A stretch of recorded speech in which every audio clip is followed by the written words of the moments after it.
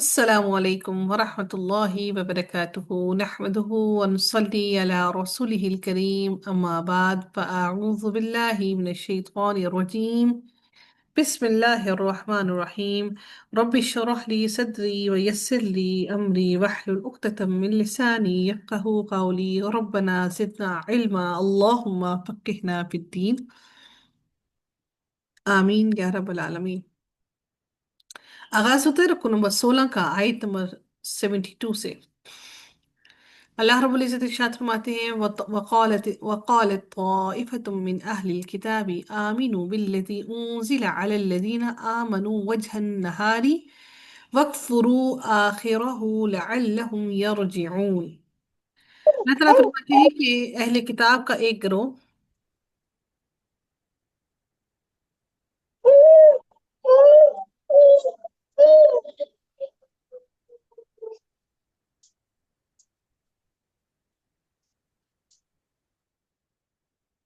جی اللہ رب العزت ارشاد فرماتے ہیں کہ اہل کتاب کا ایک گروہ اپنے بعض لوگوں کو مشورہ دیتا ہے کہ جو قرآن نبی کریم صلی اللہ علیہ وسلم کے ذریعے سے مومنین پر نازل کیا گیا ہے اس پر صبح کو ایمان لاؤ اور شام کو اس کا انکار کر دو۔ کیا عجب کہ وہ مومنین اس ترکیب سے اس طریقے سے اپنے دین سے پھر جائیں۔ ایک گروہ کیا کہتا کہ صبح کے وقت ایمان لے آؤ اور پھر شام کو پھر جاؤ، اس لیے کہ وہ کہیں گے کہ اہل کتاب کا اہل علم ہونے کے باوجود دین اسلام میں داخل ہونے کے بعد پھر جانا اس دین کے بارے میں یہ واضح کرتا ہے کہ اس دین میں لازمی طور پر کوئی نہ کوئی غلطی موجود ہے۔ اس لیے تم لوگ کیا کرنا کہ اپنی رات کے وقت صبح کے وقت ایمان لے آنا اور وَقْفُرُوهُ آخِرَهُ یعنی کہ رات شام کے آخری حصے میں دن کے آخری حصے میں تم بدل جانا لَعَلَّهُمْ يَرْجِعُونَ تاکہ یہ اس دین سے پھر جائیں، یعنی اس دین سے نکل جائیں، جو دین اسلام انہوں نے اپنا رکھا ہے اس دین کو چھوڑ دیں۔ تو یہ بات یہاں پر یہ ان کا ایک مکر تھا، یہ یہودیوں کی ایک چال تھی جس میں وہ مسلمانوں کو گمراہ کرنا چاہتے تھے۔ انہوں نے اطراف مدینہ کی یہودیوں کی طرف یہاں پر جو لفظ استعمال کیا گیا وقالت طائفۃ، یہاں پر اس میں اشارہ مدینہ کے اطراف کی یہودیوں کی طرف کیا گیا ہے۔ یہ ان چالوں میں سے ایک چال تھی جو اطراف مدینہ کے رہنے والے یہود کے لیڈر اور ان کے احبار جو ان کے لیڈر اور ان کے جو سردار تھے وہ انہوں نے کیا کہ اسلام کی دعوت کو کمزور کرنے کے لیے چلاتے رہتے تھے۔ یہودیوں نے مسلمانوں کو بددل کرنے اور عام لوگوں کو حضرت صلی اللہ علیہ وآلہ وسلم سے بدگمان کرنے کے لیے خفیہ طور پر آدمیوں کو تیار کر کے بھیجنا شروع کیا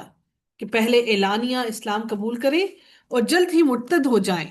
یعنی کہ سب کے سامنے اسلام کو قبول کریں اور پھر مرتد ہو جائیں، پھر جگہ جگہ لوگوں میں یہ مشہور کرتے پھریں کہ ہم نے اسلام کے اندر گھس کر دیکھ لیا، سب کچھ سمجھ لیا اور اسلام کے اندر کچھ بھی نہیں ہے۔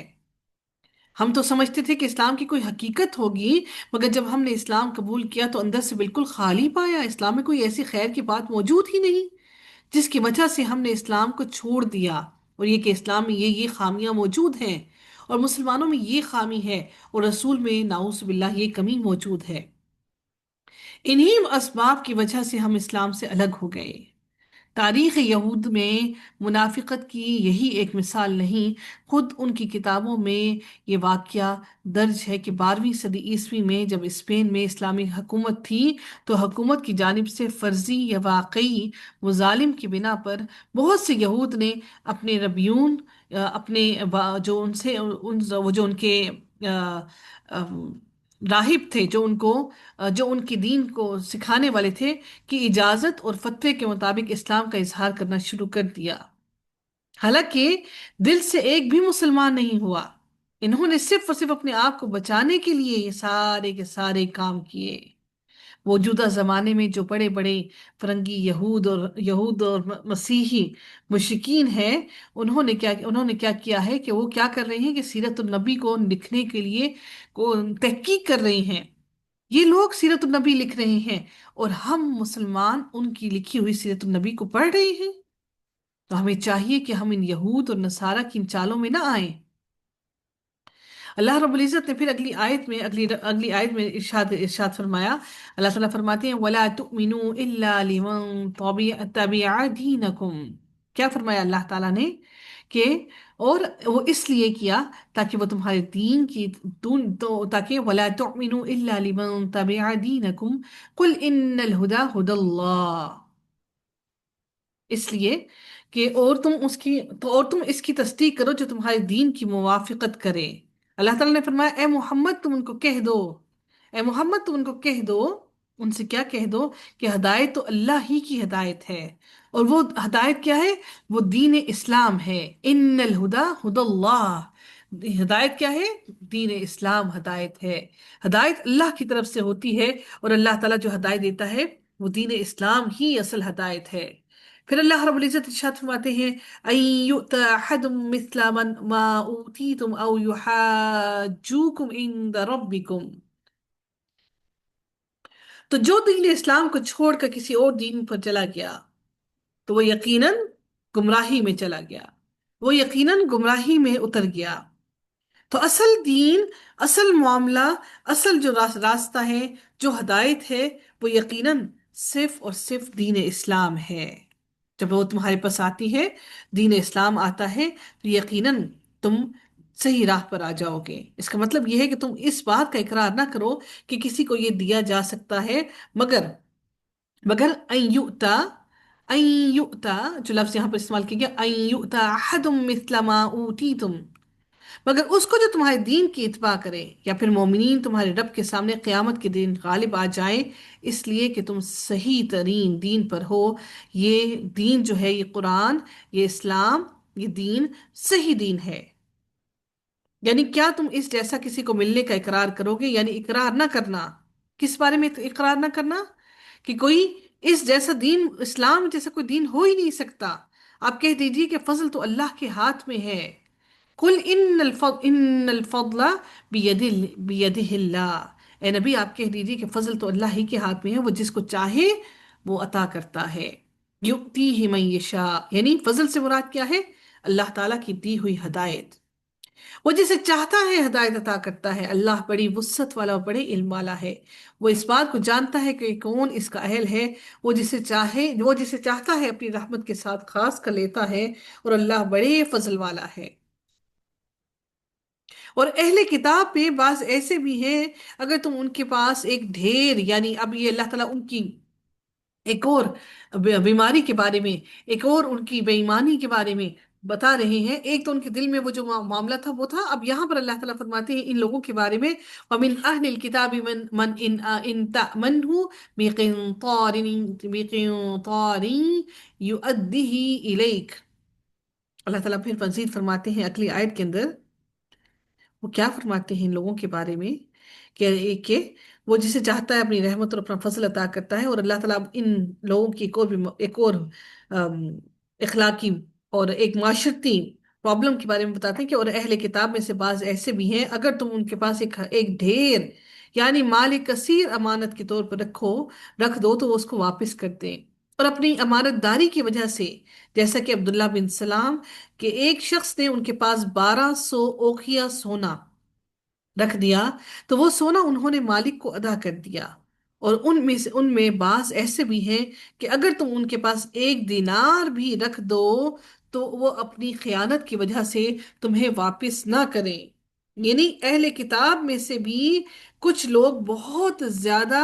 ایماندار ہیں، اور اہل کتاب میں سے کچھ لوگ ایسے ہیں کہ کچھ لوگ ایسے ہیں کہ ان کو اگر ایک دینار بھی دو گے تو وہ واپس نہیں کریں گے۔ اوقیہ جو ہے اس کا وزن کیا ہوتا ہے؟ وہ علاقے اور استعمال کے لحاظ سے بدلتا رہتا ہے، لیکن عام طور پر اسے 40 درہم کے برابر مانا جاتا ہے، جو تقریباً 128.8 گرام سونا بنتا ہے۔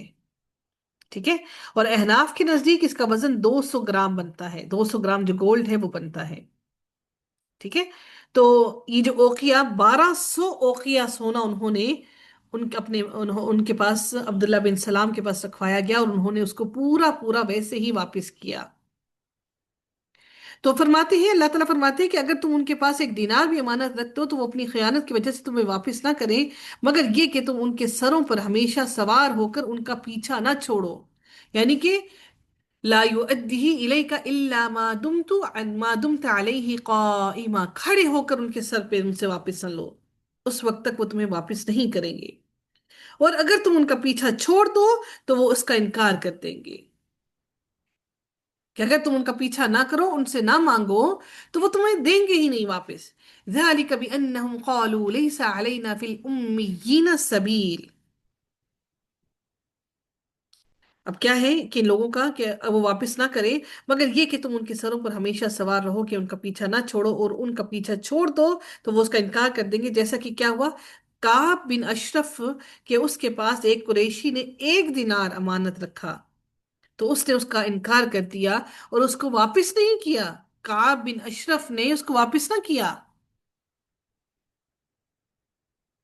اور چونکہ اہل عرب جو تھے وہ ناخواندہ، پڑھے لکھے نہیں تھے، ان پڑھ لوگ تھے، اب ان کے پاس کوئی ایسی لکھت پڑھت بھی نہیں تھی کہ وہ اس امانت کو کہہ سکتے کہ یہ امانت میں نے اس کے پاس رکھوائی تھی اور وہ واپس مجھے کرے۔ اللہ تعالیٰ نے پھر دین کے سکھانے کے ساتھ ساتھ ان لوگوں کو تمام کی تمام چیزوں کو سکھایا۔ اللہ رب العزت پھر اگلی آیت میں ارشاد فرماتے ہیں، اگلی آیت کے اندر وَيَقُولُونَ عَلَى اللَّهِ الْكَذِبَ وَهُمْ يَعْلَمُونَ،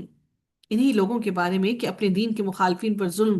کرنے والے ہیں یہ لوگ، اور کہ اپنے دین کے مخالفین پر، یعنی کہ یہ تو یہودی اور نصارہ ہیں، یہ ان لوگوں پر ظلم کرتے ہیں، کس کی وجہ سے؟ صرف عقیدے کی وجہ سے، اور اس وجہ سے کہ اس وجہ سے یہ اس بات کی نسبت اللہ تعالیٰ سے منسوب کرتے ہیں، کہتے ہیں کہ اللہ تعالیٰ نے ہمیں ایسا کرنے کا حکم دیا۔ اللہ تعالیٰ نے اس لیے فرمایا وَيَقُولُونَ عَلَى اللَّهِ الْكَذِبَ وَهُمْ يَعْلَمُونَ، کہ یہ لوگ اللہ تعالیٰ پر جھوٹ باندھتے ہیں، حالانکہ اللہ تعالیٰ نے ان کو ایسا کچھ کرنے کا حکم نہیں دیا کہ وہ امانت میں خیانت کریں۔ تو اللہ تعالیٰ فرماتے ہیں، یہاں پر یہی فرماتے ہیں کہ وَيَقُولُونَ عَلَى اللَّهِ الْكَذِبَ وَهُمْ يَعْلَمُونَ، کہ وہ نہیں جانتے کہ اللہ تعالیٰ پر کتنا بڑا بہتان اور جھوٹ باندھ رہے ہیں۔ اب یہ سمجھتے ہیں کہ ان امیین کے بارے میں، کہ جو ان پڑھ لوگ ہیں، ان کے بارے میں ان سے کوئی سوال نہیں کیا جائے گا، ہم چاہیں تو ان کا عہد پورا کریں اور ہم چاہیں تو ان سے عہد خلافی کر لیں، اس کے بارے میں ان سے کوئی سوال نہیں کیا جائے گا، اور وہ کہتے ہیں کہ اللہ نے ہمیں ایسا کرنے کو کہا۔ تو اللہ تعالیٰ فرماتے ہیں وَيَقُولُونَ عَلَى اللَّهِ الْكَذِبَ، کہ اللہ پر بہت بڑا افطرا، جھوٹ کرتے ہیں۔ جس نے اپنے عہد کو پورا کیا، وہ کہتے ہیں کہ وہ جس نے اپنے عہد کو پورا کیا جو اللہ نے اس سے لیا، یا اللہ کے عہد کو وہ امانت کے طور پر پورا کریں، تو یہ کیا کرتے ہیں کہ یہ اللہ تعالیٰ سے یہ ڈرتے نہیں ہیں، جس کی وجہ سے یہ جھوٹ بولتے ہیں اور اللہ کے ساتھ جھوٹ کو منسوب کرتے ہیں۔ اللہ رب العزت پھر اگلی آیت میں مزید ارشاد فرماتے ہیں کہ بلا من اوفا بعہدہ، اب عہد کے بارے میں مزید ڈیٹیل بتائی جا رہی ہے، کیونکہ امانت رکھنا بھی ایک عہد ہے۔ تو اللہ تعالیٰ فرماتے ہیں بلا من اوفا بعہدہ واتقى فإن اللہ يحب المتقین۔ اللہ رب العزت فرماتے ہیں اگلی آیت کے اندر ان لوگوں کے بارے میں جو عہد پورا کرنے والے ہیں، بلا من اوفا بعہدہ واتقى، جس نے عہد پورا کیا اور اللہ سے ڈرا بھی، فإن اللہ يحب المتقین، تو اللہ تعالیٰ کس سے محبت کرتا ہے؟ اللہ تعالیٰ اللہ تعالیٰ تقوی اختیار کرنے والے سے محبت کرتا ہے۔ آپ لوگوں کو اس چیز کا شاید علم ہوگا یقیناً کہ آپ صلی اللہ علیہ وسلم، آپ صلی اللہ علیہ وسلم کی صفات کو، آپ صلی اللہ علیہ وسلم کی جو صفات ہیں ان میں آپ صلی اللہ علیہ وسلم کی سب سے بڑی صفت ایک کیا تھی کہ وہ وعدہ خلافی نہیں کرتے تھے، بلکہ وعدے کو ہمیشہ پورا کرتے تھے۔ جس طرح سے نبی کریم صلی اللہ علیہ وسلم نے فرمایا کہ کیا کہ اس شخص کے بارے میں جس نے دعوے میں جھوٹی قسم کھائی یا سامان فروخت کرنے کے معاملے میں جھوٹی قسم کھائی، بلا شبہ وہ لوگ جو نبی کریم صلی اللہ علیہ وسلم پر ایمان لانے اور امانت کو ادا کرنے کے بارے میں اللہ کے عہد کو اور اللہ کی جھوٹی قسموں کو دنیاوی قلیل معاوضے کے عوض بدل دیتے ہیں، یہ وہی لوگ ہیں جن کا آخرت میں کوئی حصہ نہیں، اور اللہ رب العزت روز قیامت ناراضگی کی وجہ سے ان سے کلام نہیں کرے گا، اور نہ رحمت کی نظر سے ان کو دیکھے گا، اور نہ ان کو گناہوں سے پاک کرے گا، اور ان کے لیے دردناک عذاب ہے۔ اور اللہ تعالیٰ اب جو اگلی آیت ہے اس میں پھر عہد کے بارے میں ارشاد فرماتے ہیں ان الذين يشترون بعهد الله وايمانهم ثمنا قليلا فاولئك لا خلاق لهم في الاخره ولا يكلمهم الله ولا ينظر اليهم يوم القيامه، کہ وہی لوگ ہیں جو کہ اپنے عہد کو بیچ دیتے ہیں، جو اللہ تعالیٰ کے ساتھ جھوٹ کو منسوب کرتے ہیں اور جھوٹی قسمیں اٹھاتے ہیں اپنا مال فروخت کرنے کے لیے، تو ان لوگوں کا آخرت میں کوئی حصہ نہیں، اور اللہ تعالیٰ یہ حتیٰ کہ قیامت کے روز ان سے کلام بھی نہیں کرے گا اور ان کی طرف دیکھے گا بھی نہیں، اور ان کو گناہوں سے پاک بھی نہیں کرے گا۔ ہم گناہوں سے پاک نہیں ہو سکتے until and unless اللہ تعالیٰ ہم پر اپنی رحمت کی نظر نہ کرے، اللہ تعالیٰ ہمیں اپنی رحمت سے نہ ڈھانپ لے، اس وقت ہم سے گناہوں کو کوئی دور اس وقت تک کوئی نہیں کر سکتا۔ یہ لوگ روز قیامت اللہ تعالیٰ کی ناراضگی کا سبب بنیں گے اور اللہ تعالیٰ کی ناراضگی کو پائیں گے۔ اللہ تعالیٰ ان پر اپنی رحمت کی نظر نہیں کرے گا اور ان کو دردناک عذاب میں مبتلا کرے گا۔ اور کچھ لوگ ان میں سے ایسے ہیں جیسا کہ کعب بن اشرف، جو کتاب یعنی تورات پڑھتے ہوئے اپنی زبان کو منزل سے گھما دیتے ہیں، یعنی اصل لفظ سے جو اس کتاب کے اندر لکھا ہوا ہے وہ اس لفظ کو گھما دیتے ہیں تاکہ پڑھنے والا جو سننے والا ہے وہ اس کے اصل معنی کو نہ سمجھ سکے، اور وہ کیا کرتے ہیں اپنے پاس سے لفظوں کو بدل کر نئے الفاظ ڈال لیتے ہیں۔ وَإِنَّ مِنْهُمْ لَفَرِيقًا يَلْوُونَ أَلْسِنَتَهُمْ، اور بے شک ان میں سے ایسے لوگ بھی ہیں جو اپنی زبانوں کو موڑتے ہیں تاکہ زبان سے الفاظ تبدیل ہو جائیں، بالکتابی، کتاب میں جو لکھا ہے ان الفاظ کو اپنی زبانوں کو موڑ کر تبدیل کر دیتے ہیں، اور وہ اللہ تعالیٰ پر بہتان لگاتے ہیں جو اللہ تعالیٰ نے اپنی ان کی کتابوں میں نازل نہیں کیا، تو رات میں جو نہیں ہے اس پر وہ اپنے پاس سے ایڈیشن کر کے اللہ تعالیٰ پر بہتان لگاتے ہیں، لِتَحْسَبُوهُ مِنَ الْكِتَابِ، تاکہ لوگ یہ گمان کریں کہ کتاب میں یہ چیزیں شامل ہیں اور یہ کچھ لکھا ہوا ہے، وَمَا هُوَ مِنَ الْكِتَابِ، حالانکہ یہ باتیں کتاب میں نہیں ہیں، حالانکہ وہ جز نہیں ہے، کتاب کا حصہ نہیں ہے، بلکہ یہ اپنے پاس سے کتاب کے اندر، اللہ کی کتاب کے اندر، اللہ کے کلام کے اندر تحریفات کرتے ہیں۔ وَيَقُولُونَ هُوَ مِنْ عِنْدِ اللَّهِ وَمَا هُوَ مِنْ عِنْدِ اللَّهِ، اور وہ کہتے کیا ہے کہ یہ اللہ تعالیٰ کی طرف سے ہے، یہ اللہ تعالیٰ نے ایسا نازل فرمایا، حالانکہ وہ باتیں ایسی اللہ نے نہیں کہیں، جس طرح سے وہ اللہ کے احکامات کو، اللہ کے حکم کو بدلتے ہیں۔ وَيَقُولُونَ عَلَى اللَّهِ الْكَذِبَ وَهُمْ يَعْلَمُونَ، اور یہ اللہ پر جھوٹ کرتے ہیں نا، اپنے پاس سے باتوں کو کہتے ہیں کہ اللہ نے ایسا کہا جبکہ اللہ نے ایسی کوئی بات نہیں کی۔ تو جو انسان اللہ کے ساتھ جو اللہ کے ساتھ منسوب کرتا ہے تو یقیناً وہ بڑا خطا کار ہے، وہ بڑا ظالم ہے۔ یہ آیت اس وقت نازل ہوئی جب نجران کے نصارہ نے کہا کہ عیسیٰ علیہ السلام نے ان کو حکم دیا ہے کہ اس کو اپنا رب بنا لیں، یا اس وقت نازل ہوئی کہ جب بعض مسلمانوں نے آپ صلی اللہ علیہ وسلم سے آپ کو سجدہ کرنے کی اجازت چاہی، کہ کسی بشر سے، کہ جس کو اللہ نے کتاب اور حکمت یعنی فہم اور شریعت اور نبوت عطا کی ہو، اس سے یہ نہیں ہو سکتا کہ لوگوں سے کہے کہ تم اللہ کے بجائے میرے بندے بن جاؤ، اور وہ یہ کہے کہ خود کو خدا بنا لے اور خود کو اللہ بنا کر یہ حکم دے کہ تم مجھے سجدہ کرو۔ یہاں پر واضح طور پر یہ بیان کیا گیا اسی لیے کہ یہ اللہ تعالیٰ پر جھوٹ کرتے ہیں، کیونکہ وہ حضرت عیسیٰ علیہ السلام کو انہوں نے رب بنا لیا، حضرت عیسیٰ علیہ السلام کو وہ تمام خصوصیات دینے کی کوشش کی جو اللہ تعالیٰ کی صفات ہیں۔ ما كان لبشر أن يؤتيه الله الكتاب والحكم والنبوة ثم يقول للناس كونوا عبادا لي من دون الله، اللہ نے کیا فرمایا؟ کسی بشر کے لیے ایسا نہیں ہو سکتا کہ کوئی انسان یہ بات کہے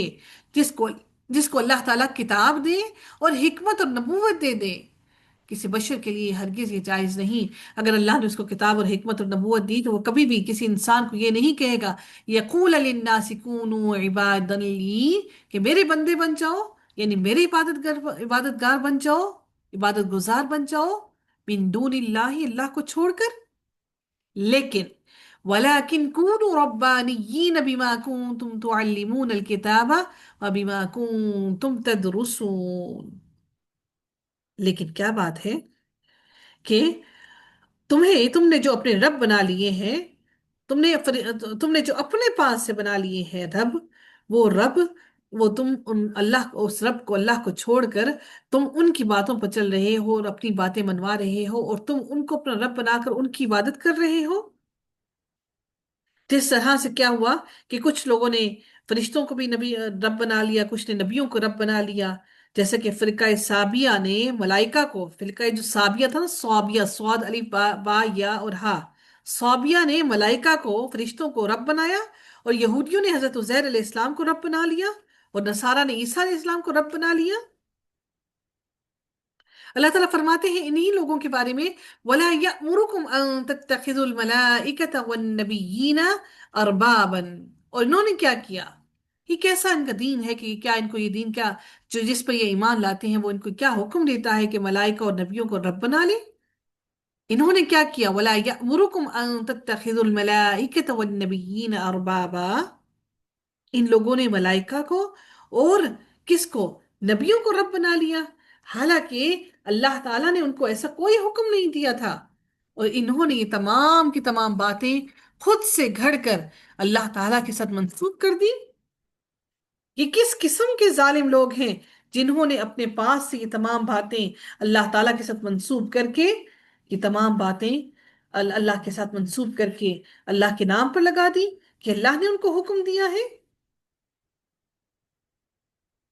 तो अल्लाह ताला ने यहाँ पर इस आयत के अंदर, इस आयत मुबारक के अंदर अल्लाह ताला ने यहाँ पर यही फरमाया। पिछली आयत में जो 79 में अल्लाह ने क्या फरमाया